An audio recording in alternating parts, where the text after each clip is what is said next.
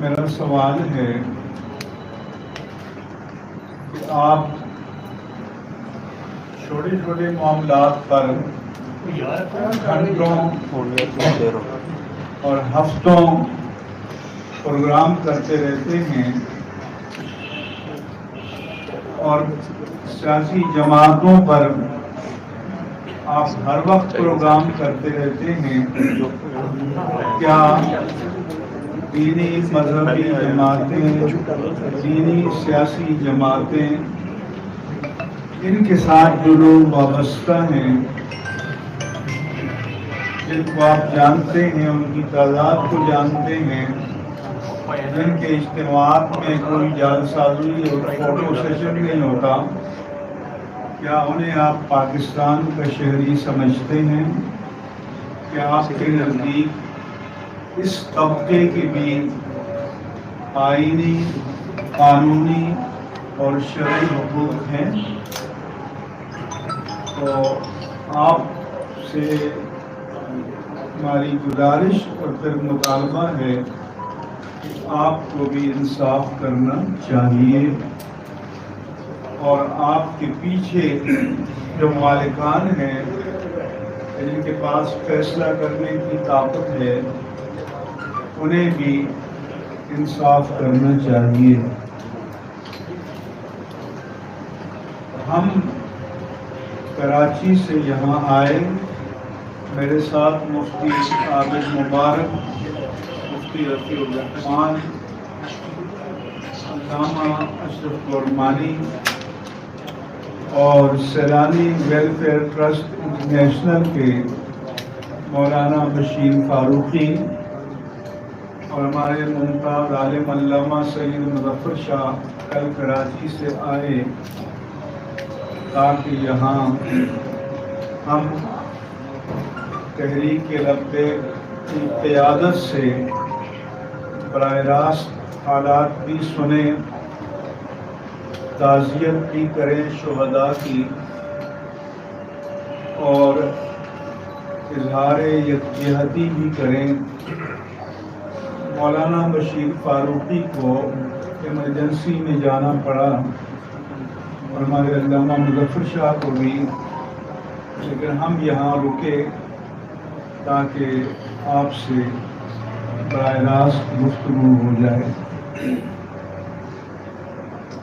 میرے پاس گزشتہ جمعۃ المبارک کو ایبٹ آباد سے فون آیا، لائق محمد خان عالم سواتی کے بھائی ہیں، کہ آپ حالات کو بہتر بنانے کے لیے ڈی پی او کہتے ہیں ہمارے ساتھ تعاون کریں.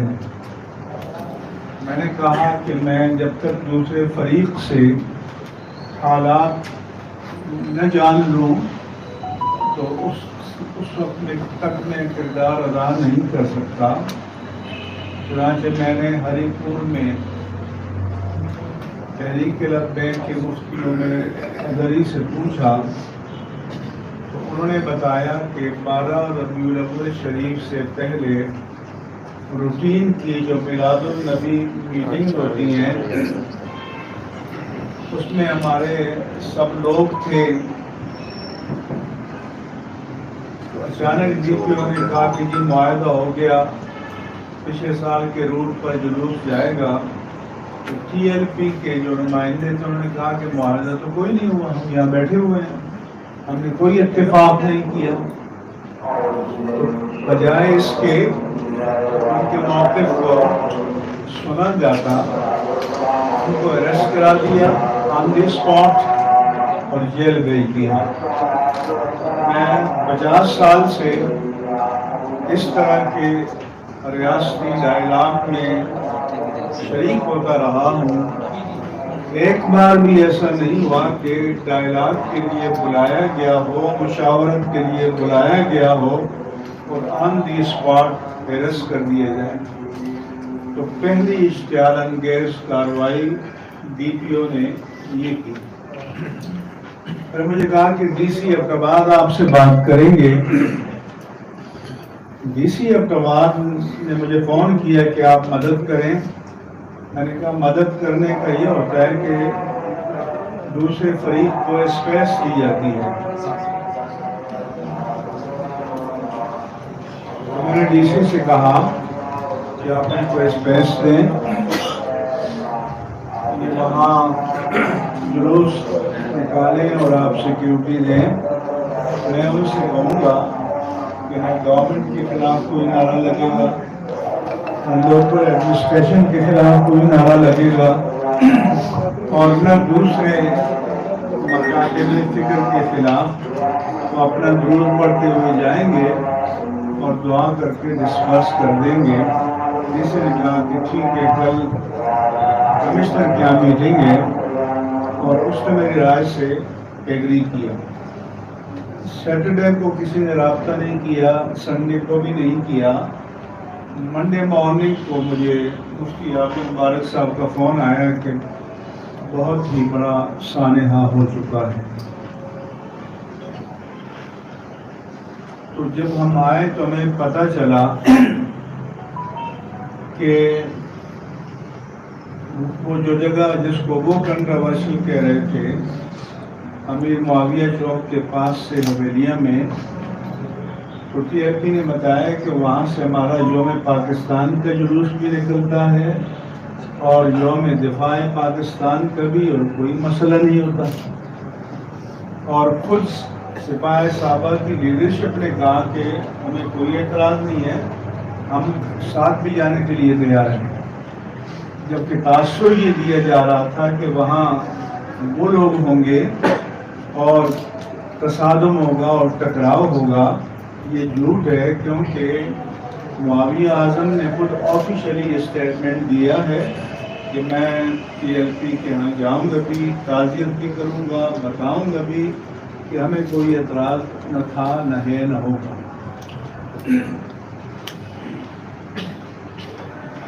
پھر ہمارے مفتی اعظم مبارک صاحب علامہ سعد رضوی صاحب سے رابطے میں تھے. انہوں نے بتایا کہ آپ یہاں کال آف کر دیں.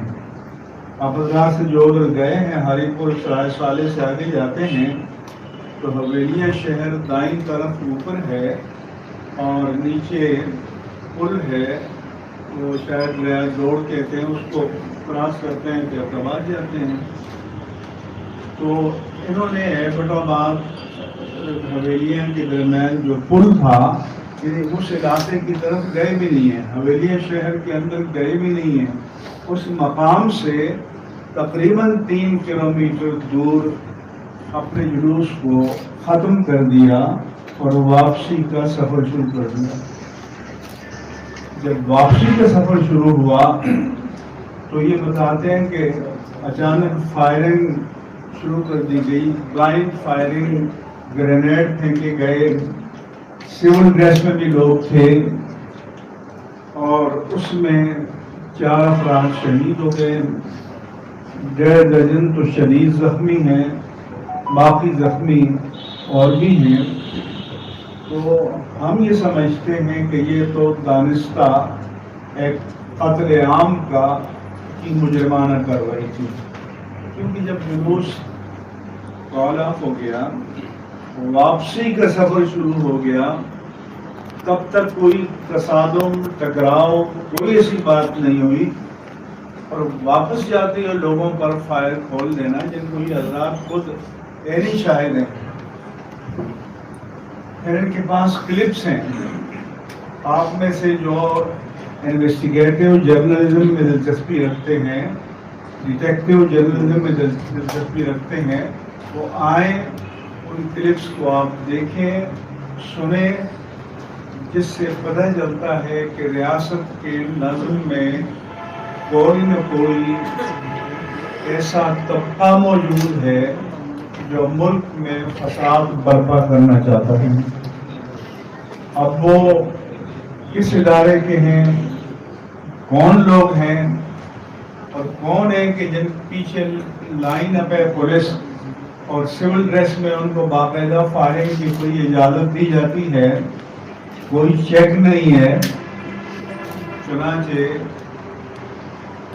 اللہ تعالیٰ نے کرم کیا کہ یہ شاید قیادت نشانے پر تھی، ان کو ہٹ کرنا چاہ رہے تھے تاکہ پورے ملک میں ایک ریئیکشن ہو اور پورے ملک میں انتشار برپا ہو جائے.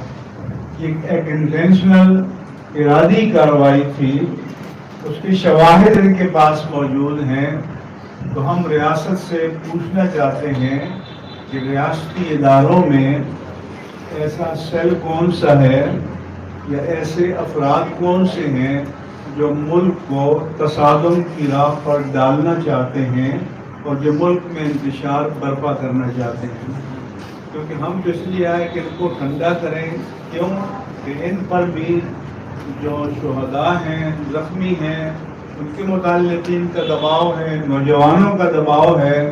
تو کل سے ہم اس کوشش میں ہیں کہ ان کو کول ڈاؤن کریں، ان کو ٹھنڈا کریں اور پہلے اپنا موقف قوم کے سامنے اور جو مختلف ادارے ہیں، اسٹیبلشمنٹ ہے، اس کے سامنے پیش کریں کہ وہ اس مسئلے کو ایڈریس کرے، ریزالو کرے اور مجرموں کو سامنے لائے.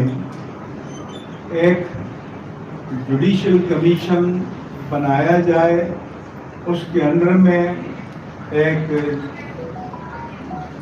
جے آئی ٹی بنائی جائے، لیکن ایسی جے آئی ٹی نہیں کہ جو معاملات کو دفن کرنے کے لیے بنے، بلکہ تمام شواہد کو وہ کلیکٹ کرے، جمع کرے اور اس کے ٹی او آرز جو ہیں وہ تحریک لبیک کی مشاورت سے طے ہونے چاہیے اور ان کو کنوکٹ کرنے کا اختیار ہونا چاہیے اور ان کو مجرمین کے تعین کا اختیار ہونا چاہیے کہ جن کا پھر اس کے بعد ٹرائل شروع ہو. اگر حکومت، ریاستی ادارے ملک میں امن چاہتے ہیں اور ہم بھی چاہتے ہیں تو انہیں اس سلسلے میں مؤثر اقدامات کرنے ہوں گے. پروونشل گورنمنٹ نے KPK کی انویسٹیگیشن کمیٹی بنائی تو اس میں انہیں کو شامل کر دیا کہ جو جن پر الزام ہے، جن پر چارج ہے، جو اس کے ذمہ دار ہیں. تو جو انویسٹیگیشن کمیٹی ہو اس میں سول سوسائٹی کو اور تحریک لبیک کے نمائندوں کو شامل کیا جائے تاکہ سب چیزیں آئینے کی طرح ٹرانسپیرنٹلی سامنے آئیں اور پتہ چلے کہ بھائی اس کا ذمہ دار کون ہے. اس لیے میرا جناب عمران خان سے مطالبہ ہے کیونکہ کی گورنمنٹ گزشتہ 9 سال سے ان کی ہے، ان کی مرضی کے بغیر پتہ بھی نہیں ہلتا وہاں.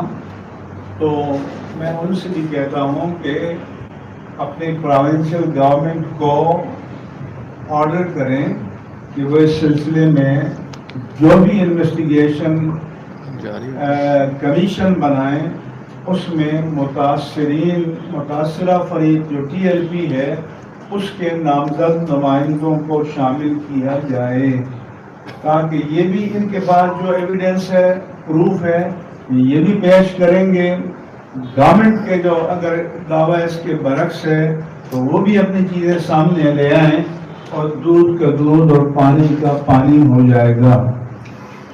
لیکن اس کمیٹی میں DPO ارتباط یا DIG ارتباط کا ہونا یا DC کا ہونا ظاہر ہے کہ یہ تو ایسا ہی ہے کہ بلی کو دودھ کی رکھوالی پر لگا دیا جائے.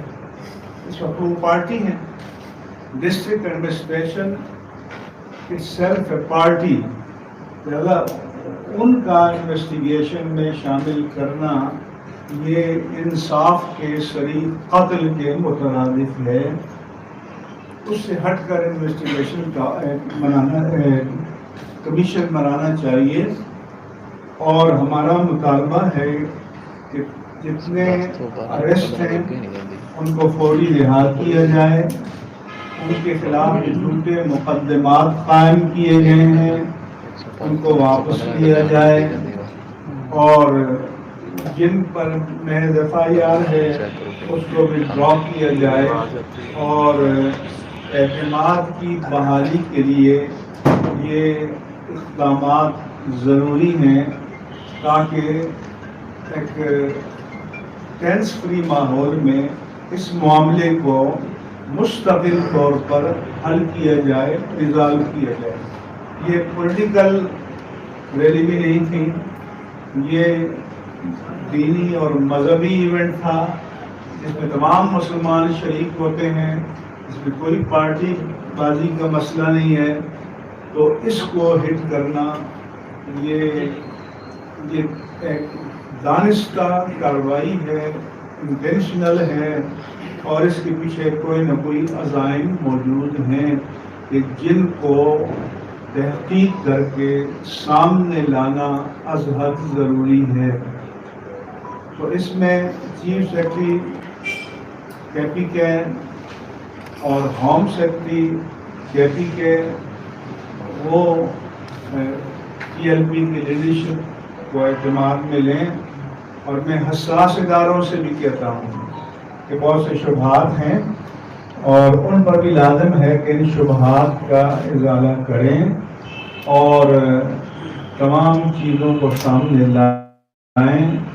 اور یہ نہیں ہے کہ بھی کسی لو لیول کے افسر کو بھیج دیا، بلکہ جو ڈی جی صاحب، D G I S I اور ڈی جی سی ہیں، وہ ان بلائیں اور ان کے ساتھ باقاعدہ میٹنگ کریں اور یہ تمام شواہد پیش کریں گے، اس مسئلے کو مکمل طور پر ریزالو کیا جائے، حل کیا جائے۔ یہ اہل سنت کے ساتھ زیادتی ہے۔ آپ کو پتہ ہے کہ جب محرم کے جلوس ہوتے ہیں تو پوری ریاست کی نبض جو ہے وہ ساکت ہو جاتی ہے، اور پورے 10 دن پوری ہماری پولیس کی فورس، رینجرز کی فورس اور ریگولر آرمی وہ سب اس میں انوالو ہوتے ہیں۔ تو یہ بھی اسی طرح کا ایک دینی ہمارا ایونٹ ہے اہل سنت و جماعت کا، اور اس کو بھی اسی طرح لا اینڈ آرڈر کے حساب سے اہمیت دی جانی چاہیے۔ میں یہ بھی بتانا چاہتا ہوں کہ جو ہمارا پچھلا معاہدہ تھا اس کے بیشتر پوائنٹس پر عمل ہوا، لیکن کچھ لوگ ایسے ہیں کہ جن کے کیسز ابھی وڈرا نہیں کیے گئے اور ان کو اینٹی ٹیررسٹ کورٹ میں ڈالا گیا۔ تو یہاں قاتل کو سپریم کورٹ جو ہے اس کے اوپر سے ایٹیسی کا چارج اٹھا کر گھر بھیج دیتی ہے،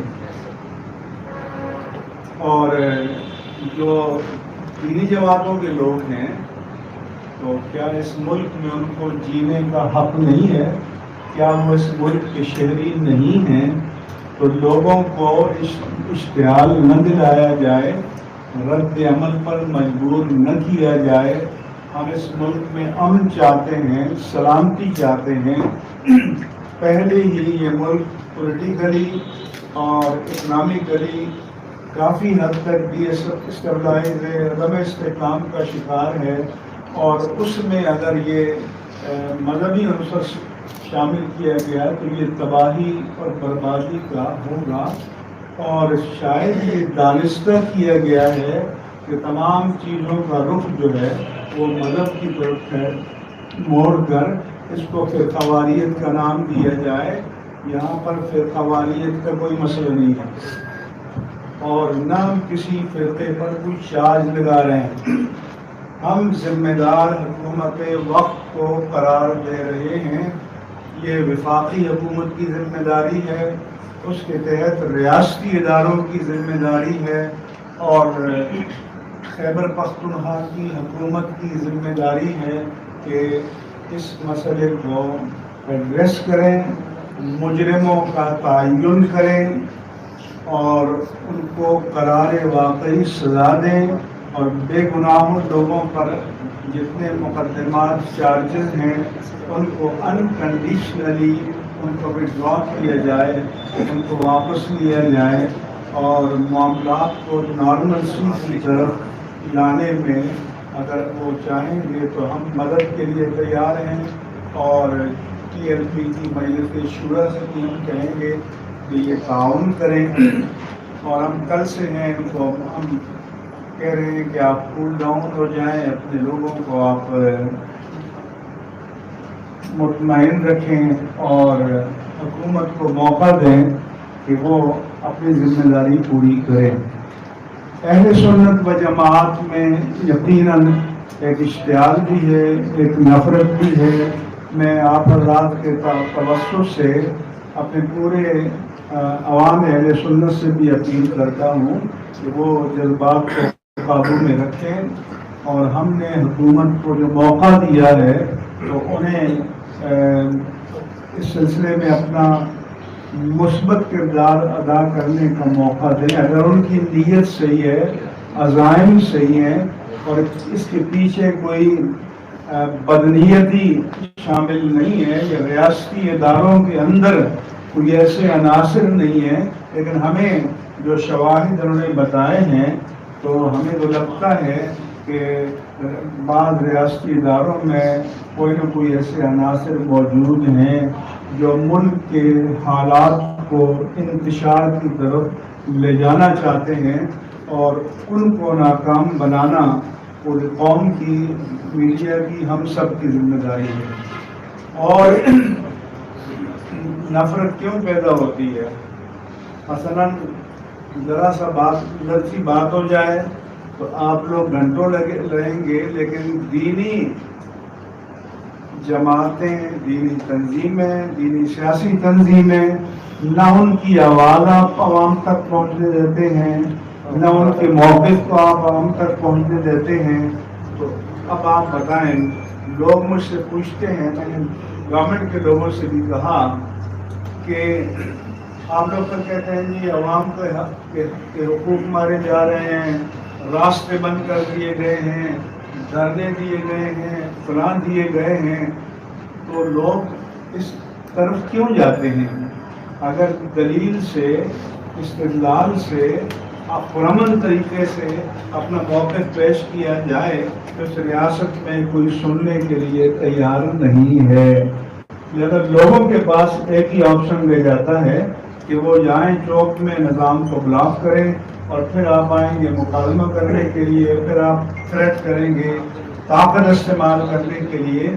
تو میرا خیال ہے کہ یہ اسلحہ جو اس غریب قوم کے ٹیکسز سے بنایا جاتا ہے وہ ان عوام پر چلانے کے لیے نہیں ہے، وہ ملک کے غداروں پر چلانے کے لیے، دہشت گردوں پر چلانے کے لیے، ملک کے دشمنوں پر چلانے کے لیے ہے۔ یہ عوام کے ٹیکسز سے بنایا ہوا اسلحہ یا خریدا ہوا اسلحہ اس لیے نہیں ہے کہ بے قصور لوگوں کی جانیں لی جائیں اور ٹارگٹ کر کے فائر کیا جائے۔ آپ حضرات تمام تصویریں دیکھ سکتے ہیں، اور یہ علامہ حافظ صاحب رضوی موجود ہیں، آپ میں سے جن میں سے ڈیٹیل جاننا ہو ان کے ساتھ باقاعدہ آپ نشست کریں اور تمام معاملات پر بات کریں۔ ہم چاہتے ہیں کہ یہ بھی جو ریلیجیو پولیٹیکل پارٹی ہے اور پولیٹیکل نارمز کے مطابق یہ ان کا حق ہے کہ سیاسی میدان میں کام کریں، لیکن ریاست کا حق ہے کہ ان کو بھی بڑی اسپیس دیں جو دوسری سیاسی جماعتوں کو ہے، اور میڈیا پر بھی لازم ہے کہ ان کی آواز کو بھی اسی طرح پہنچائیں جس طرح آپ دوسری جماعتوں کی آواز کو دنیا تک اور قوم تک اور حکمرانوں تک پہنچاتے ہیں۔ تو آپ سے ہم اچھی توقعات کرتے ہوئے یہ اپیل کرتے ہیں کہ آپ اس مسئلے میں ہمارے دست و بازو بنیں، ہمارا ساتھ تعاون کریں، تاکہ ہم مل کر اس ملک میں امن کو قائم کرنے کی کوشش کریں۔ یہ آپ کی خدمت میں چند گزارشات۔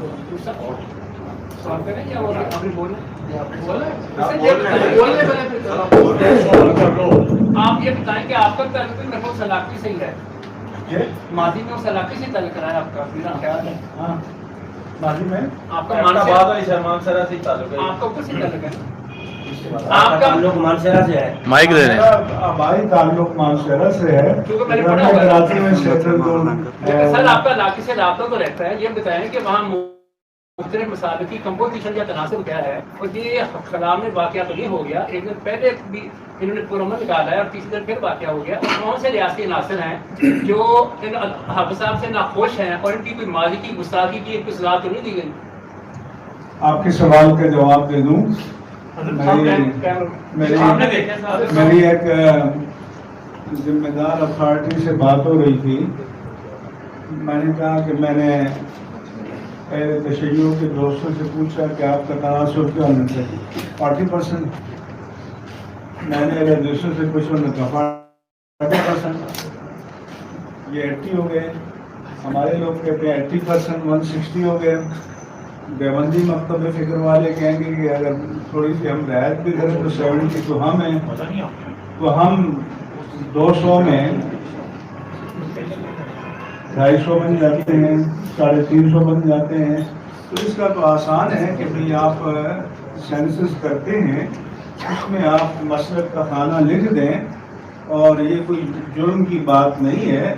آپ کے سامنے ایک لیبیا اپنا لبنان ہے، وہاں پر پریزیڈنٹ کرسچن ہوتا ہے، پرائم منسٹر سنی ہوتا ہے، اسپیکر شیعہ ہوتا ہے. تو ٹھیک ہے، آپ سینسس کر دیں اور جس کے جو تناسب ہو اس کے حق کو تسلیم کیا جائے. تو ویسے مانسہرہ میں یا ابتباد میں کوئی مسلکی تصادم یا تناؤ کہیں بھی نہیں ہے. اور یہ بھی آپ کو پتہ ہے کہ اللہ کے پیارے حبیب سے محبت کرنے والے پاکستان کے قریہ قریہ میں، گوشے گوشے میں، کونے کونے میں ہر جگہ موجود ہیں، اور سب سے زیادہ تعداد میں موجود ہیں. جہاں تک ہو نہیں سکا کہ حافظ صاحب کی کوئی ماضی کی کسی بے ادبی کی سزا نہیں ریاستی حافظ صاحب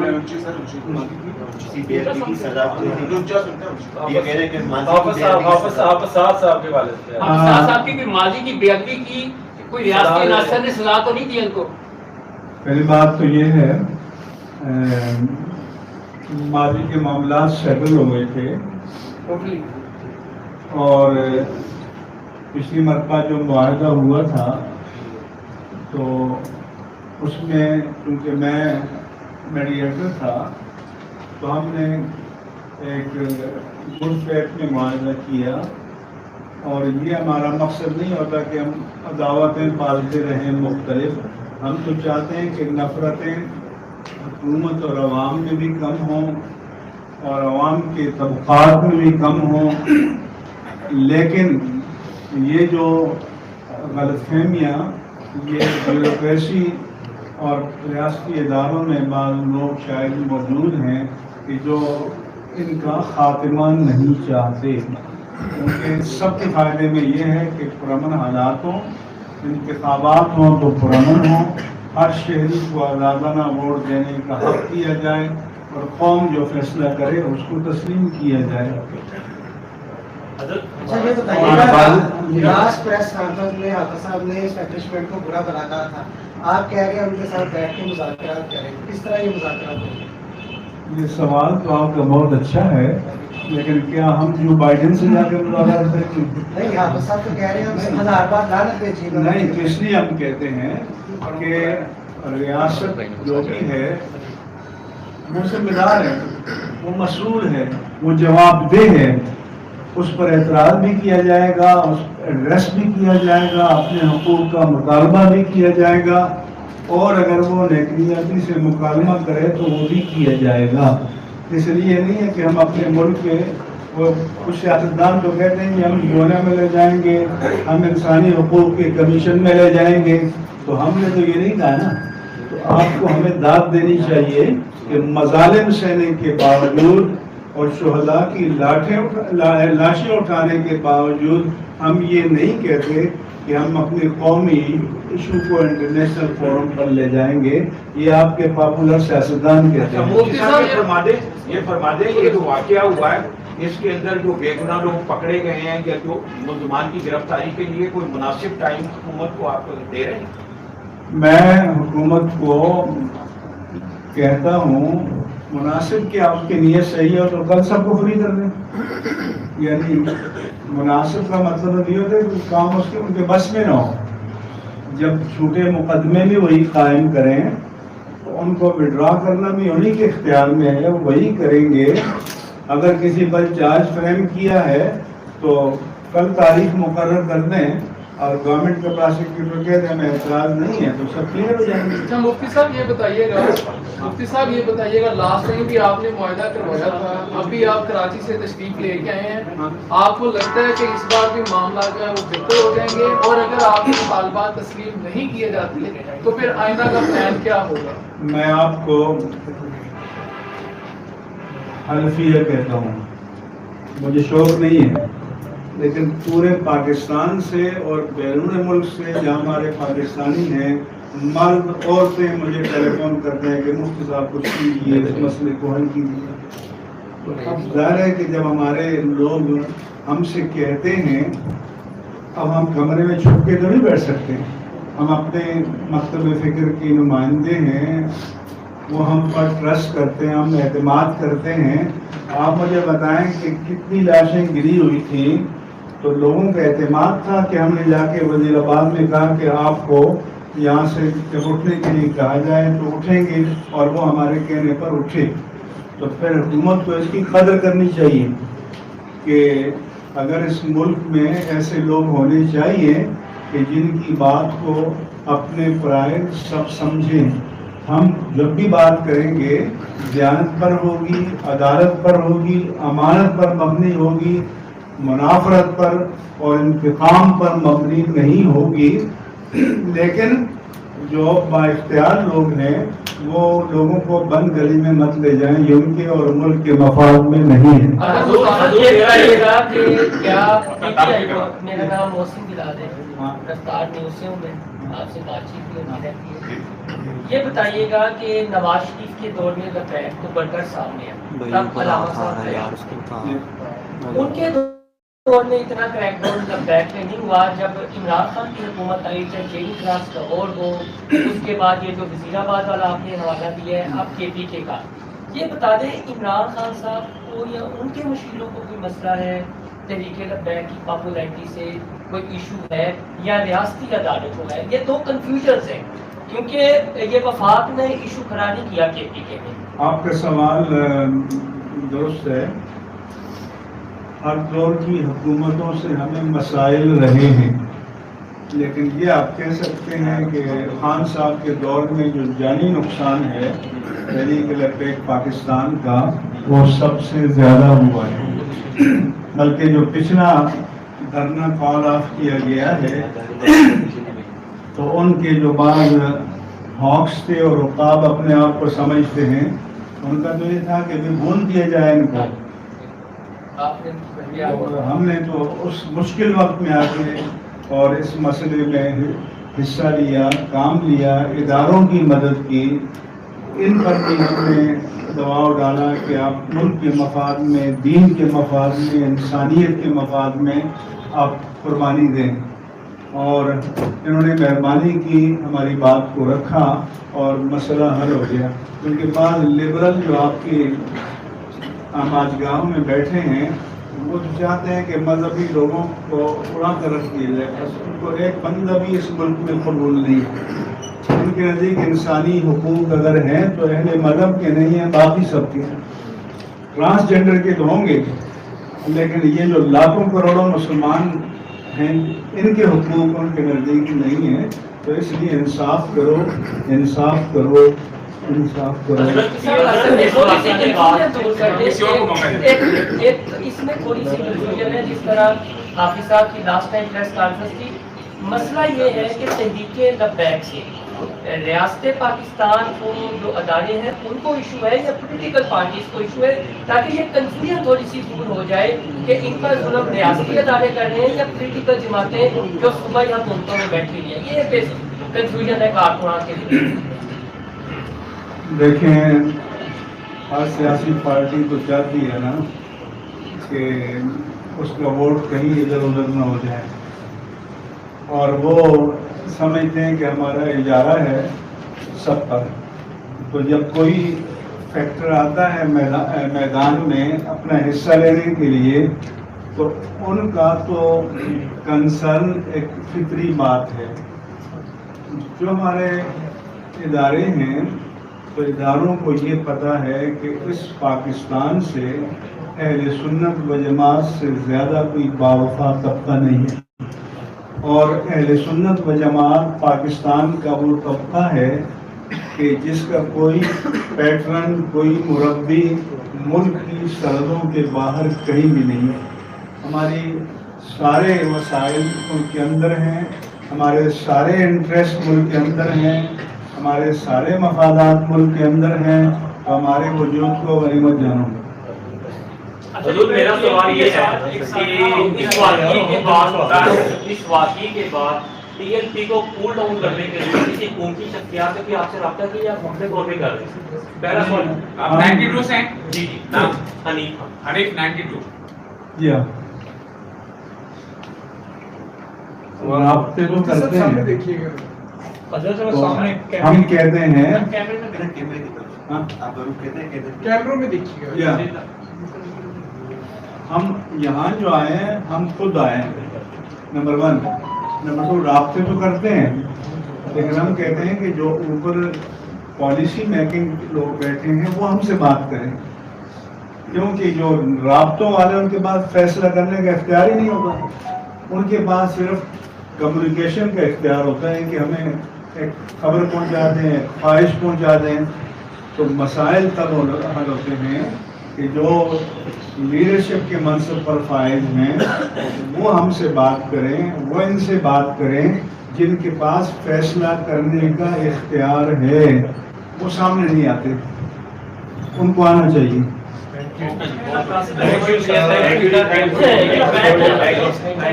کے ساتھ پہلے ایک سانحہ ہوتا ہے اور آج عمران خان جو ہے وہ نااہل ہو گئے ہیں، یعنی تحریک لبیک کے جو سانحہ ہوا اس کے بعد آج جو عمران خان کو نااہل کیا گیا ہے اس پہ ٹی ایل پی کو ہمارا موضوع عمران خان نہیں ہے.